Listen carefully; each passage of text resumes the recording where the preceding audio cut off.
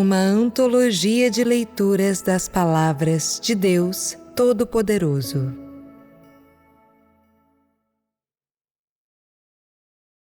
O próprio Deus, o único. 6.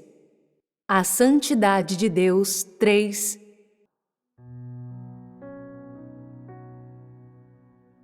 Voltemos a falar de que meios Satanás usa para corromper o homem. Acabamos de falar sobre os vários modos nos quais Deus opera no homem e que cada um de vocês pode experimentar por si próprio e, por isso, não entrarei em muitos detalhes. Mas em seu coração, vocês talvez estejam confusos quanto aos meios que Satanás usa para corromper o homem, ou pelo menos estão faltando detalhes. É benéfico para vocês que eu repasse isso? Sim. Vocês querem entender isso? Sim. Talvez alguns de vocês perguntem, por que falar sobre Satanás de novo? No momento em que falamos de Satanás, ficamos com raiva e, quando ouvimos seu nome, nós nos sentimos inteiramente desconfortáveis. Não importa o quanto isso os deixe desconfortáveis. Vocês precisam encarar os fatos, e essas coisas devem ser ditas francamente e estar claras para o benefício do seu entendimento. Do contrário, vocês não poderão realmente escapar da influência de Satanás. Já discutimos as 5 maneiras pelas quais Satanás corrompe o homem. Nessas 5 maneiras estão incluídos os meios que ele usa. As maneiras pelas quais Satanás corrompe o homem são apenas um tipo de cobertura. Sumamente insidiosos são os meios ocultos atrás dessa fachada, e ele quer usar esses meios para atingir seus objetivos. Quais são esses meios? Resuma-os para mim. Ele engana, seduz e ameaça. Quanto mais você listar, mais perto você chegará. Parece que você foi profundamente prejudicado por ele e tem fortes sentimentos em relação ao assunto. Ele também usa fala mansa e mentiras. Ele influencia, engana e ocupa a força. Ele ocupa a força. Isso dá uma impressão extremamente profunda. As pessoas têm medo da ocupação de Satanás pela força. Alguém mais? Ele prejudica violentamente as pessoas. Usa tanto ameaças quanto induções e mente. As mentiras são a substância de suas ações e ele mente para enganar você. Qual é a natureza do mentir? Mentir não é o mesmo que enganar? O objetivo de contar mentiras é, na verdade, enganar você. Alguém mais? Digam-me todos os que vocês conhecem. Ele induz, prejudica, cega e engana. A maioria de vocês sente-se do mesmo jeito sobre esse engano, não é? Ele usa adulação bajuladora, controla o homem, toma posse do homem, aterroriza o homem e impede que o homem creia em Deus. Eu sei muito bem o que vocês querem dizer e todas essas coisas são igualmente boas. Todos vocês sabem algo sobre isso, então vamos, agora, resumir tudo. Há 6 meios primários que Satanás usa para corromper o homem. O primeiro é controle e coerção. Isto é, Satanás fará tudo o possível para assumir o controle do seu coração. O que significa coerção? Significa compulsão. Ele ameaça você e força você a prestar atenção nele, fazendo você pensar nas consequências se não obedecer. Você tem medo e não ousa desafiá-lo e, então, submete-se a ele. O segundo é enganar e iludir. O que significa enganar e iludir? Satanás inventa algumas histórias e mentiras, enganando você para crer nelas. Ele nunca diz a você que o homem foi criado por Deus, mas também não diz diretamente que você não foi feito por Deus. Ele não usa a palavra Deus, mas usa outra coisa como um substituto, usando essa coisa para enganá-lo, para que você basicamente não tenha ideia da existência de Deus. Essa ilusão, claro, inclui muitos aspectos, não apenas esse. A terceira é a doutrinação forçada. Há doutrinação forçada? Sim. Doutrinação forçada do quê? A doutrinação forçada é feita por escolha do próprio homem? Ela é feita com o consentimento do homem? Não. Não importa se você não o consente. Em sua inadvertência, Satanás despeja em você, incute no seu pensamento, suas regras de vida e sua essência. O quarto consiste de ameaças e induções. Isto é, Satanás emprega vários meios de modo que você o aceite, o siga e trabalhe a seu serviço. Ele tenta alcançar seus objetivos por qualquer meio necessário. Às vezes, ele concede pequenos favores a você, mas ainda o atrai para que você cometa pecado. Se você não o seguir, ele fará com que você sofra, castigará você e usará várias maneiras de atacar e ludibriar você. O quinto é o engano e a paralisia.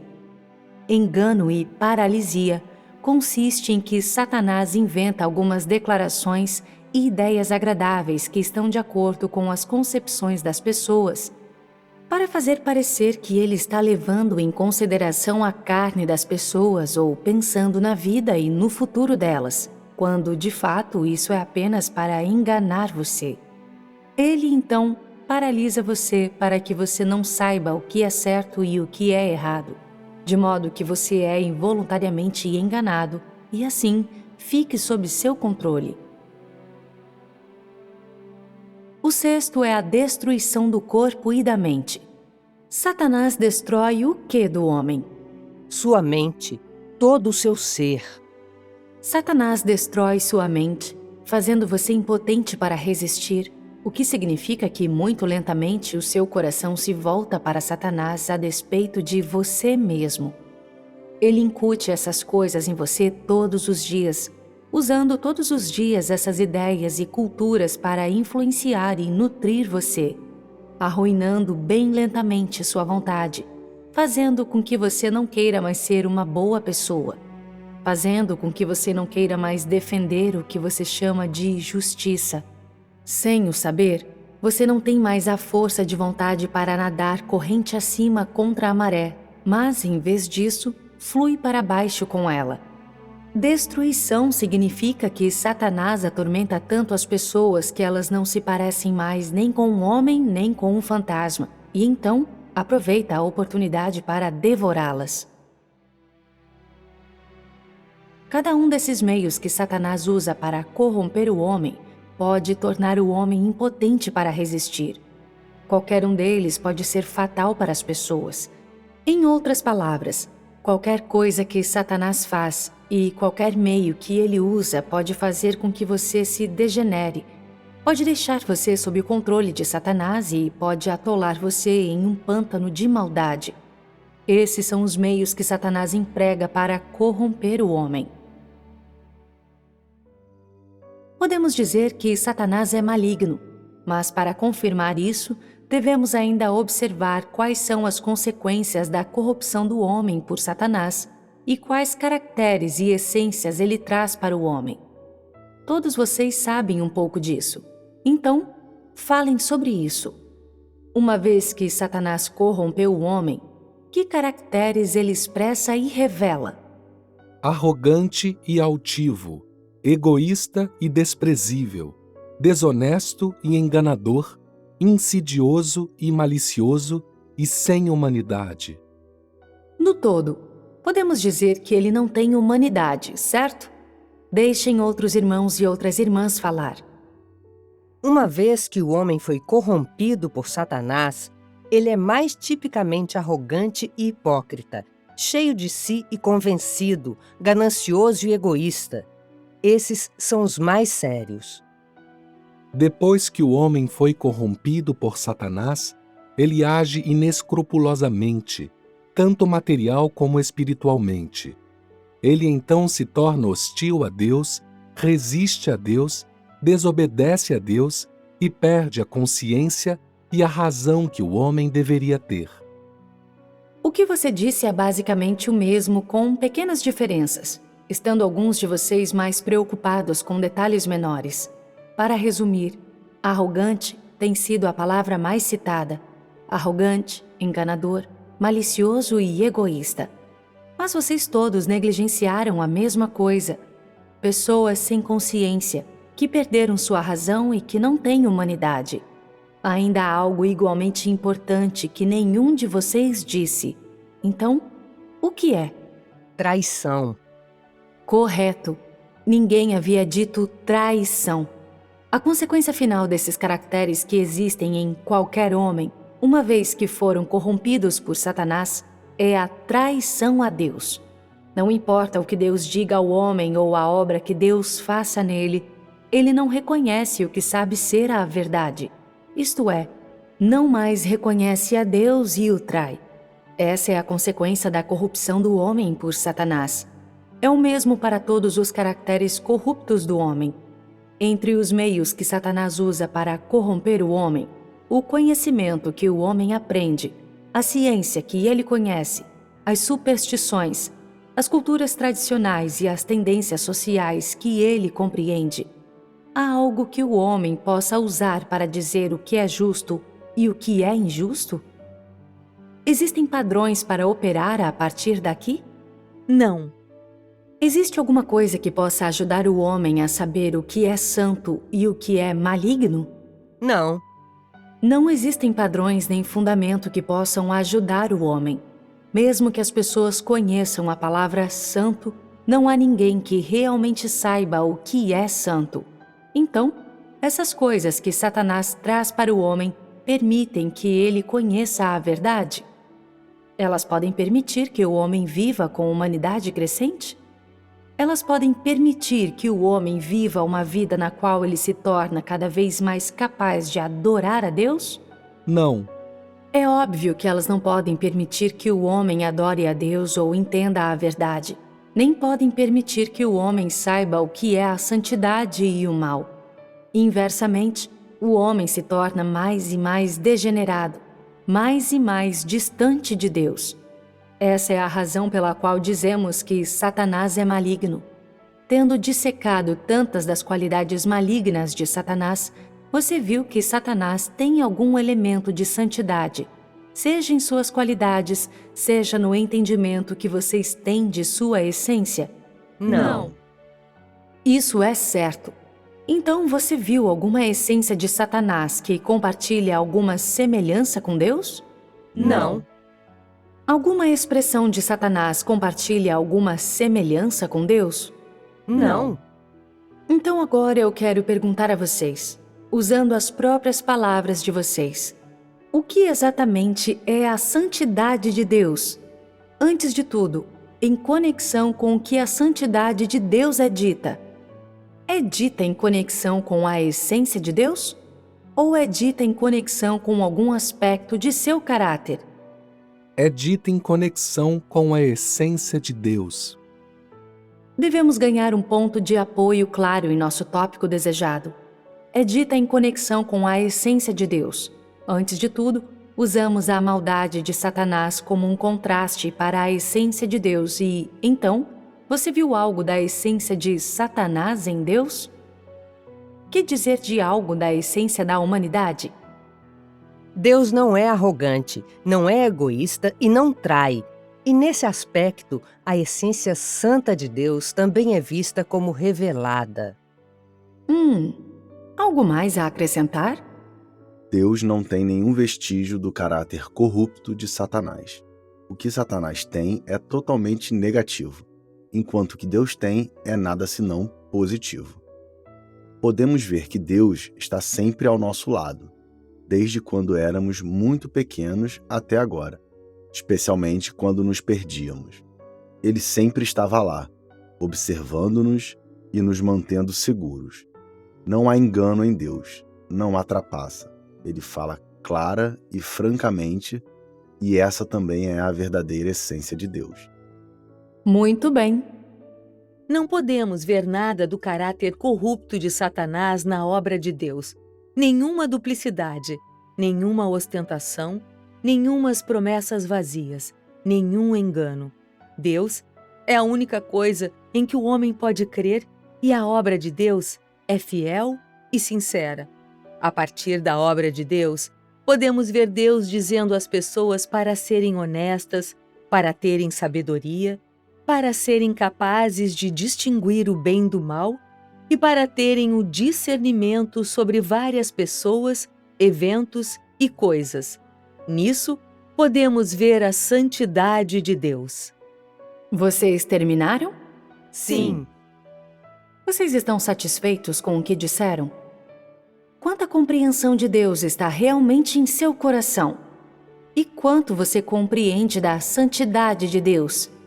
Eu sei que todos e cada um de vocês têm em seu coração algum nível de entendimento perceptivo, porque cada indivíduo pode sentir a obra de Deus nele e em graus variados. Ele obtém muitas coisas de Deus. Ele obtém graça e bênçãos. Ele é esclarecido e iluminado e recebe o julgamento e o castigo de Deus para que o homem tenha uma compreensão simples da essência de Deus. Embora a santidade de Deus que estamos discutindo hoje possa parecer estranha para a maioria das pessoas, independentemente de como possa ser vista, nós começamos esse tópico e vocês terão um entendimento mais profundo à medida que caminharem na estrada de vocês adiante. Ela exige que você venha gradualmente a sentir e compreender a partir de sua própria experiência. Agora, seu entendimento perceptivo da essência de Deus ainda requer um longo período de tempo para aprendê-la, confirmá-la, senti-la e experimentá-la, até que um dia você saberá que a santidade de Deus, a partir do centro de seu coração, é a perfeita essência de Deus, o amor desinteressado de Deus, que tudo isso que Deus concede ao homem é desinteressado. E você virá a saber que a santidade de Deus é imaculada e irrepreensível. Essas essências de Deus não são apenas palavras que Ele usa para mostrar sua identidade, mas, ao contrário, Deus usa sua essência para lidar silenciosa e sinceramente com cada indivíduo. Em outras palavras, a essência de Deus não é vazia, tampouco é teórica ou doutrinária e, certamente, não é um tipo de conhecimento. Ela não é um tipo de educação para o homem, mas, ao contrário, é a verdadeira revelação das próprias ações de Deus e a essência revelada do que Deus tem e é. O homem devia conhecer essa essência e compreendê-la, pois tudo que Deus faz e cada palavra que Ele diz é de grande valor e significância para cada uma das pessoas. Quando você chegar a compreender a santidade de Deus, você poderá realmente crer em Deus. Quando você chegar a compreender a santidade de Deus, você poderá, então, realmente entender o verdadeiro significado das palavras, o próprio Deus, o único. Você não mais imaginará que pode escolher caminhar por outras estradas, e não mais terá vontade de trair tudo que Deus tem arranjado para você, porque a essência de Deus é santa. Isso significa que somente por meio de Deus você pode caminhar na estrada certa e brilhante através da vida. Somente por meio de Deus você pode conhecer o significado da vida. Somente por meio de Deus você pode viver uma vida real, possuir a verdade, conhecer a verdade. E somente por meio de Deus você pode obter a vida a partir da verdade. Somente o próprio Deus pode ajudá-lo a evitar o mal e libertá-lo do dano e controle de Satanás. Além de Deus, ninguém e nada podem salvá-lo do mar de sofrimento, de maneira que você não sofra mais. Isso é determinado pela essência de Deus. Somente o próprio Deus o salva tão desinteressadamente. Somente Deus é definitivamente responsável pelo seu futuro, por seu destino e por sua vida. E Ele arranja todas as coisas para você. Isso é algo que nada criado ou não criado pode alcançar, pois nada que foi criado ou que não foi criado possui a essência de Deus tal como essa. Nenhuma pessoa ou coisa tem a habilidade de salvá-lo ou de liderá-lo. Essa é a importância da essência de Deus para o homem. Talvez vocês sintam que essas palavras que eu disse possam de fato ajudar um pouco, em princípio.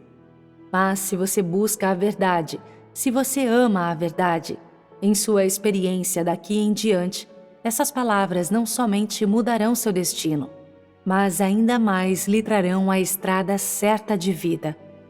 Você compreende isso, não é? Sim. Então agora vocês têm algum interesse em reconhecer a essência de Deus? Sim. É bom estar interessado. Terminaremos aqui a discussão de nosso tópico de hoje sobre reconhecer a santidade de Deus. Eu gostaria de falar com vocês sobre algo que vocês fizeram que me surpreendeu no início de nossa reunião hoje. Alguns de vocês talvez estivessem abrigando um senso de gratidão nesse momento, ou sentindo-se agradecidos e, então, quiseram expressar fisicamente o que vocês tinham em mente. Isso está acima de qualquer reprimenda e não está nem certo nem errado. Mas eu gostaria que vocês entendessem uma coisa. O quê? Primeiro, eu gostaria de perguntar a vocês sobre o que vocês fizeram nesse momento. Vocês se prostraram ou ajoelharam para adorar? Alguém pode me dizer? Achamos que estávamos prostrados. Vocês acham que estavam prostrados e então, qual é o significado de prostração? Adoração. Então, o que é ajoelhar para adorar? Eu não comuniquei a vocês antes, mas hoje eu sinto que é necessário comunicar esse tópico a vocês. Vocês se prostram em suas reuniões normais? Não. Vocês se prostram quando vocês fazem suas orações? Sim. Vocês se prostram toda vez que oram, quando as condições permitem? Sim. Isso é maravilhoso. Mas o que é que eu gostaria que vocês entendessem hoje? São os dois tipos de pessoas cujas genuflexões Deus aceita. Nós não precisamos consultar a Bíblia ou os comportamentos de quaisquer personagens espirituais. E eu direi a vocês algo verdadeiro aqui e agora. Em primeiro lugar, prostração e ajoelhar-se para adorar não são a mesma coisa. Porque Deus aceita as genuflexões daqueles que se prostram. É porque Deus chama alguém para Ele e convoca essa pessoa para aceitar a comissão de Deus. E então, ela se prostra diante de Deus. Esse é o primeiro tipo de pessoa. O segundo tipo é o ajoelhar-se para adorar de alguém que teme a Deus e evita o mal. Existem apenas esses dois tipos de pessoas. Então, a que tipo vocês pertencem? Vocês são capazes de dizer? Essa é a verdade factual, embora possa ferir um pouco seus sentimentos. Não há nada a dizer sobre as genuflexões das pessoas durante a oração. Isso é apropriado, e é como deveria ser, porque quando as pessoas oram, estão principalmente orando por alguma coisa, abrindo o coração para Deus e ficando face a face com Ele. É comunicação e troca, de coração para coração com Deus. Se você fizer isso como mera formalidade, não será como deveria ser. Eu não quero censurá-los pelo que vocês fizeram hoje. Vocês sabem que eu só quero deixar isso claro para vocês para que entendam esse princípio, certo? Nós sabemos. Para que vocês não continuem fazendo isso. As pessoas então têm alguma oportunidade de se prostrar e se ajoelhar diante da face de Deus? Sempre haverá uma oportunidade. Cedo ou tarde chegará o dia, mas a hora não é agora. Vocês veem? Sim. Isso faz vocês se sentirem tristes? Não. Isso é bom. Talvez essas palavras motivem ou inspirem vocês para que possam saber em seu coração a situação atual entre Deus e o homem e que tipo de relação existe agora entre eles. Embora recentemente tenhamos conversado e trocado muito, o entendimento do homem sobre Deus ainda está longe de ser suficiente. O homem ainda tem um longo caminho a percorrer nessa estrada para buscar entender a Deus. Não é minha intenção fazer com que vocês façam isso com urgência. nem que se apressem em expressar esse tipo de aspiração ou sentimento. O que vocês fizeram hoje pode revelar e expressar os sentimentos verdadeiros de vocês, e eu percebi isso. Então, enquanto vocês estavam fazendo isso, eu só queria me levantar e dar a vocês meus cumprimentos, porque eu desejo que todos vocês fiquem bem. Assim, em todas as minhas palavras e em todas as minhas ações, faço o máximo para ajudá-los, para guiá-los, para que vocês possam ter a compreensão correta e a visão correta de todas as coisas. Vocês podem entender isso, certo? Sim. Isso é ótimo.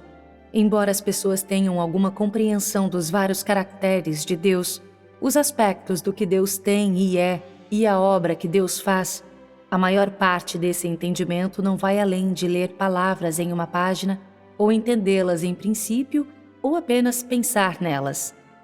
O que mais falta às pessoas é o real entendimento e a opinião que vem da experiência real. Mesmo que Deus use várias maneiras para despertar o coração do homem, ainda há uma longa estrada a percorrer antes que o coração do homem seja finalmente despertado. Eu não quero ver ninguém sentindo como se Deus o tivesse deixado ao relento, como se Deus o tivesse abandonado ou lhe dado as costas. Eu gostaria apenas de ver todos na estrada para buscar a verdade e procurar entender Deus, avançando corajosamente com uma vontade inabalável, sem receios, sem carregar fardos. Não importa que erros você tenha cometido, não importa o quanto você tenha se desviado ou o quanto você tenha transgredido. Não permita que esses se tornem fardos ou excesso de bagagem para levar com você em sua busca por entender Deus. Continue marchando adiante. Não importa quando ocorre, o coração de Deus, que é a salvação do homem, nunca muda.